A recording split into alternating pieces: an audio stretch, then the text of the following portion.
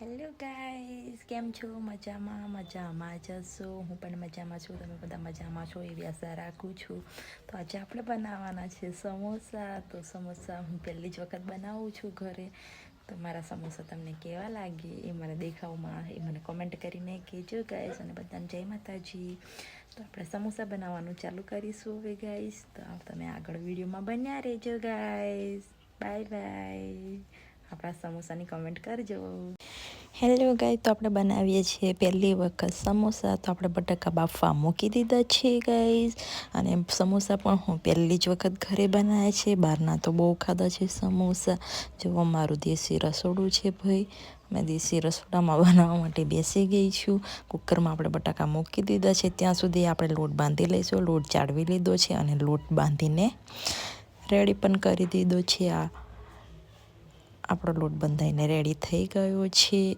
હવે એને આપણે નાના નાના લોયા કરી દઈશું, કારણ કે સમોસા બનાવવાના છે એ માપે આપણે બનાવવાની છે રોટલીના પછી 2 ટુકડા કરી દેવાના આપણે વચ્ચેથી, કારણ કે આપણે રોટલીનું માપ પ્રમાણે જેટલા આપણે નાના સમોસા બનાવવા હોય કે મોટા બનાવવા હોય એ પ્રમાણે લોયા બનાવવાના છે. એ પ્રમાણે લોયા બનાવીને પછી આપણે એને વણવાના છે.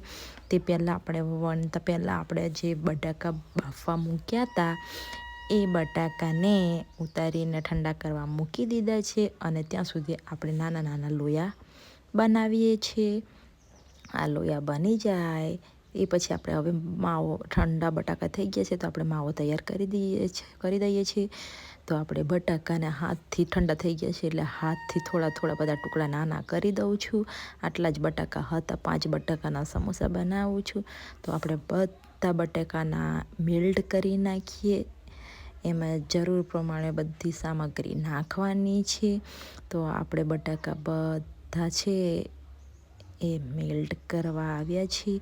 હવે મેલ્ટ થઈ જાય એ પછી આપણે મસાલા કરવાના છે. તો તમે વિડીયોમાં બન્યા રહેજો ગાઈઝ, કારણ કે હું સમોસા પણ પહેલી જ વખત બનાવું છું. તો તમને મારી રેસીપી કેવી લાગી એ મને કમેન્ટ કરીને કહેજો. અને કોને સમોસા ભાવે છે, કોને ખાવા છે એ કમેન્ટ કરીને કહેજો મારા વાલા. એમના માટે હું મોકલી આપીશ. અને જેને ખાવા હોય, મારા ઘરે આવવું હોય, મારી મુલાકાત કરવી હોય, એ લોકો ઘરે આવી શકો છો.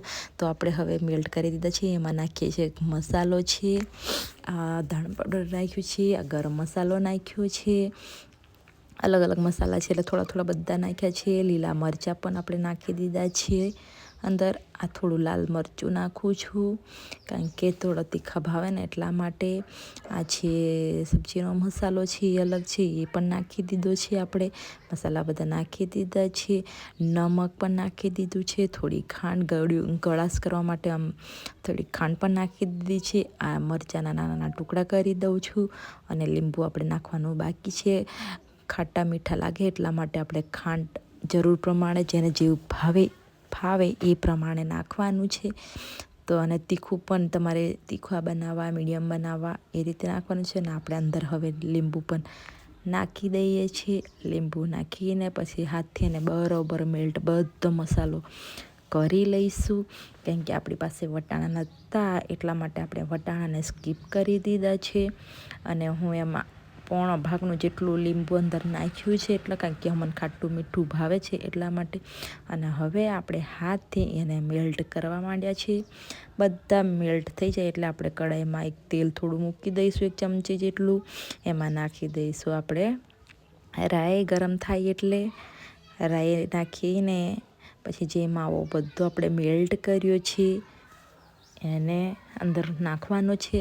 પણ આપણું તેલ ગરમ થાય એની રાહ છે. આપણે નાખી દીધી છે રાઈ અંદર. રાઈ તતડી જાય એટલે પછી આપણે નાખીશું માવો. હજી થોડી તતડવાની વાર છે, તતડે છે ધીમે ધીમે, કારણ કે આપણે ગેસ એકદમ, એ તો પહેલાં કચોરીનું બનાવ્યું હતું એટલા માટે થોડું અંદર છે, પણ આપણે ધોયું નથી કારણ કે વારે ઘડે શું બગાડવાનું. અને આપણે રાઈ તતડી ગઈ છે તો એમાં નાખી દીધો છે માવો. તો હવે જે બધો માવો હાથથી મેલ્ટ કરેલો હતો એ માવાને આપણે અંદર નાખીને વઘાર આપી દીધો છે. ઘરમાં હું બીજું કશું જ નથી નાખ્યું, ખાલી રાઈ નાખી છે.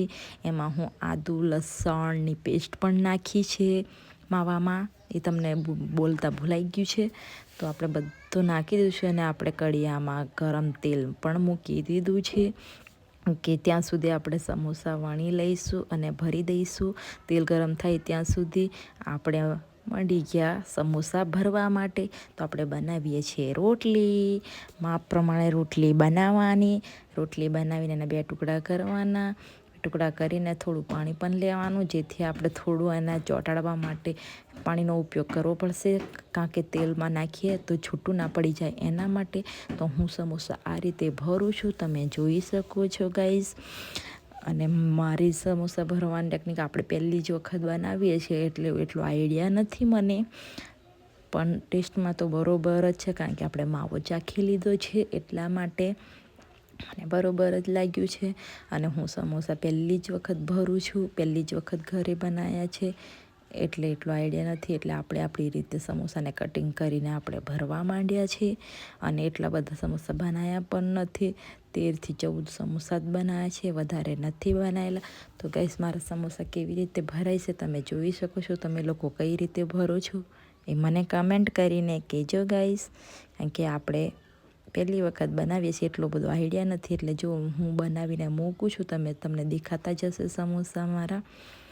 તો તમે જોઈને મને કહો કે આ રીતે જ ભરાય, કારણ કે હું મોબાઈલમાં પણ રેસીપી નથી જોયેલી, ડાયરેક્ટ જ બનાવું છું. કોઈ દિવસ આ બહારથી ખાધા છે લાવીને વેચાતા, પણ ઘરે નથી ક્યારેય બનાવેલા, એટલા માટે તમને પૂછું છું ગાઈઝ. તો મને પ્લીઝ કમેન્ટ કરજો મારા સમોસા કેવા લાગ્યા, કે આપણે સમોસા પણ પહેલી જ વખત બનાવીએ છીએ ઘરે.